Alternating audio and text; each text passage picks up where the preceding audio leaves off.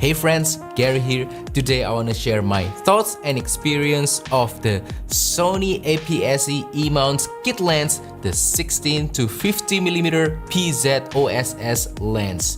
As we all know, when it comes to kit lens in general, they are usually very average when it comes to quality and performance. So the Sony 16 to 50mm, is it just another forgettable kit lens or is it actually really good?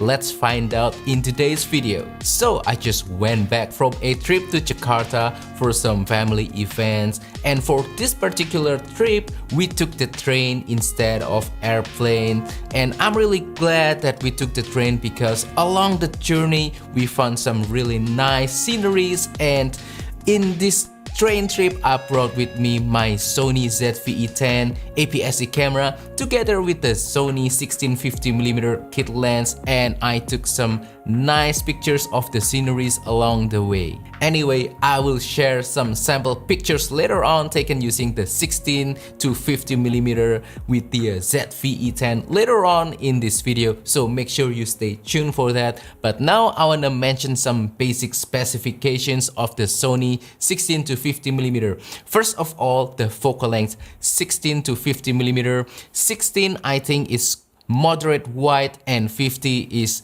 a little bit of a mild telephoto. So yeah, general purpose photography, I think environmental portrait works well with this guy, street photography, product photography, food photography, a little bit of scenery and landscape, I think works really well with this lens. Now some people will be asking the question, hey Gary, is the 16 to 50mm a good lens for vlogging? And the answer is yes. However, from my own personal experience at 16mm, it is a little bit too tight. I don't know if you're comfortable with tighter focal length for vlogging or not, but my suggestion for vlogging, use something wider. I use the Filtrox 13mm f1.4 for that particular purpose, especially if you vlog a lot with your face on the frame, talking head, things like that. However, in a pinch, you can use this for vlogging, and the ability to zoom to 50mm enables you to take some nice compression, close-up detail, B-roll shots. Now, this lens has a variable aperture of f3.5 at 16mm, and when you zoom it in to 50mm, it will turn into f5.6, and that is not particularly impressive at all. This lens will definitely struggle in lower light situation. So when you want to take pictures in lower light situation with this lens, you really have to crank up your ISO because you don't want too low of a shutter speed that will cause some movement blurs and things like that. Even though this lens has optical stabilizer, the smaller aperture will also make this lens struggle when it comes to creating nice background blur, bokeh, especially for portrait, because with portrait you have a little bit of a distance between you and your subject. At least you'll be about 1 meter, 2 meter away from your subject, and yeah, bokeh or background blur is not going to be impressive at that distance. However, if you can get close to your subject, for example, if you're doing food photography or product photography, I think the bokeh is still nice enough with this lens, provided that you can open up the aperture as large as you can and zoom it in all the way to 50mm. Now let's talk build quality of the 16 to 50mm, and right away it is not impressive, but it will get the job done.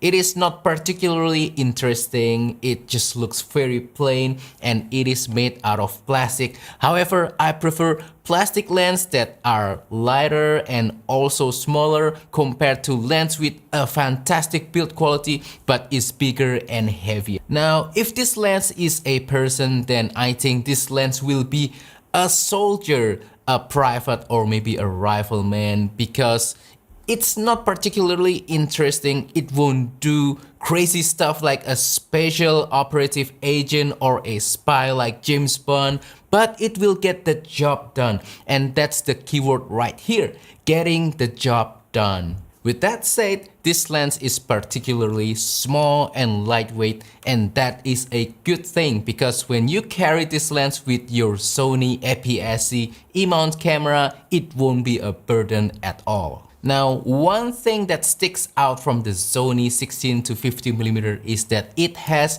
a power zoom mechanism, meaning that there's an electronic motor inside to operate when you zoom in or zoom out the lens. And to be honest with you guys, I don't really like power zoom at all. I much prefer using mechanical zoom because it is just quick, precise, and tactile. With the power zoom of the 16 to 50mm, fortunately it is very quick, but still it doesn't feel as precise or as tactile as a mechanical manual zoom. Now, another thing about the 16 to 50mm is that it has optical stabilizer. Sony calls it OSS, and it works quite well, especially for photography and video. With photography, you can use slower shutter speed, not too slow though, to help stabilize the image so that it doesn't get that movement shakiness blur. And for video, it can help to smooth out your footage significantly, especially if your camera doesn't have in-body stabilizer or digital stabilizer. Now let me share some sample pictures taken using the Sony 16 to 50mm, and yeah, this is the most exciting part of the video for me personally. I always love whenever I get the chance to show you the pictures taken using my gear rather than just talking about the lens or the camera, and hopefully these pictures can speak for themselves. All of these pictures were taken raw and I processed them lightly using Adobe Lightroom. And first thing that I want to say is that all of the pictures, I think they look good enough. I think they are sharp, detailed, more than acceptable enough for digital viewing in my opinion. In other words, it gets the job done. One thing that I noticed from the Sony 16 to 50mm kit lens is that I do not really find any obvious offensive traits of this lens. There's no excessive flaring, there's no excessive ghosting, there's no excessive distortion or any obvious amount of vignetting. I mean, they were all present but still in very tolerable levels. In terms of image quality, overall I think this lens is very acceptable. I don't think you'll be disappointed with the picture quality taken using this lens. And again, as I said many times, the lens will get the job done. Now, I'd like to point out some things from my experience of using the Sony 16 to 50mm, especially related to my shooting sessions inside of the train during my journey from Jogja to Jakarta. And first of all, again, as I mentioned before, the smaller aperture of this lens is actually a hindrance, but this is quite common in every other kit lens as well. The train was moving at relatively high speed, and because of that, to get blur-free pictures, I have to crank up my shutter speed. And with higher shutter speeds, I have to use higher ISO. And it really took a hit on the image quality of my pictures, in my opinion, because with higher ISO, I get more noise and grains on my pictures. This is something that you have to keep in mind. But again, other similar kit lens will have similar problem. Another thing that I noticed is again related to the small size of this lens and the light weight of this lens. It makes it easier for me to travel with this lens compared to my other APS-C lenses because this is more compact. And for travel, compactness and lightweightness is everything. And yeah, when I was on the train, taking this lens together with my camera out from my bag frequently is not a problem at all. And that is something that you also have to keep in mind. Maybe when you are traveling, you should compromise a little bit in terms of aperture or maybe in terms of focal length to get something that is more compact and more lightweight, because maybe it will be worth it. It will make your overall shooting experience easier for you. I also noticed that overall the lens doesn't get in the way between you and your pictures. The lens is very straightforward to use, it's very simple and very easy.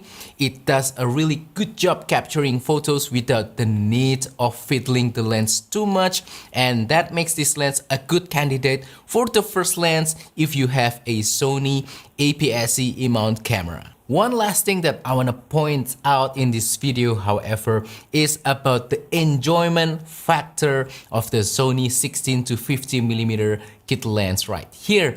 I am primarily a micro four thirds shooter. If you follow my channel, you might know that already. And I have a similar lens to the Sony 16 to 50mm kit lens, and it's this guy right here. This is the Panasonic Lumix 12 to 32mm f3.5 to f5.6. Technically, it is a similar lens. It has a similar focal length and also similar aperture. The Lumix 12 to 32mm kit lens right here, I think is a very fun lens to use. I always had a good time whenever I'm shooting with this lens. It is just inspiring, even borderline addicting. I cannot stop taking pictures whenever I have this lens with me right here. The Sony 16 to 50mm, even though it is a similar lens compared to the Lumix 12 to 32mm, is not as enjoyable as the Lumix 12 to 32mm, and that is odd because again it has a similar focal length, it has a similar aperture.